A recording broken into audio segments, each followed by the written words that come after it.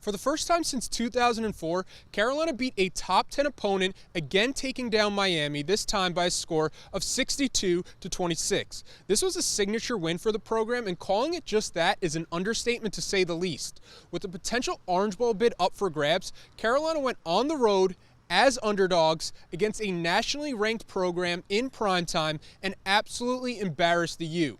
People can try and discredit this win by saying Miami didn't show up. Here's the thing. Miami got off the bus. Carolina just beat the will out of the Hurricanes from the first snap. Breaking down what actually happened on the field, what is there left to say about Michael Carter and Javonte Williams besides the fact that they've got the goods, dude? Trying to put their day into context, they rushed for 544 yards, the most by two teammates in FBS history. In at least the past 10 years, the most rushing yards for a player against Miami? Michael Carter with 308 yards yesterday. The second most, Javonte Williams with 236 yards also yesterday. From last year to this year, it has been amazing to watch as they've both catapulted into that elite category.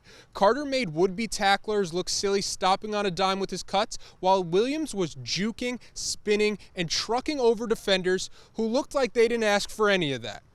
Looking at the other side of the ball, don't look now, but Carolina is starting to show signs of fielding a defense that looks like it knows what it's doing.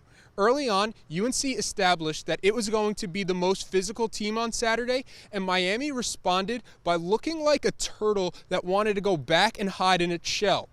One of the players that I thought really set the tone on defense was Jaquarius Conley, who looks and plays like a future All-American as a true freshman.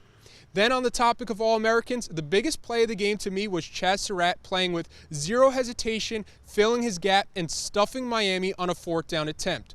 With the way the offense was humming along for Carolina, you got the sense that it was curtains for Miami, and of course, the very next play, Michael Carter took one 65 yards to the house. For Surratt, that was a case of a big-time player making a big-time play in a big-time game. The Hurricanes are a team that is never short on athletes, and this was by far, with all things considered, the best I've ever seen the Tar Heels tackle in open space. As long as Jay Bateman is in Chapel Hill, you have to believe that this is a unit that is going to keep improving. Now that the regular season is over, let's take a moment to reflect on the journey on how exactly we got here. Carolina had won just 5 total games in 2 years. 24 games later, and they are now in a position to play in a New Year's Six bowl game. A lot of credit goes to the coaching staff, but you have to give it up for these upperclassmen for a remarkable turnaround.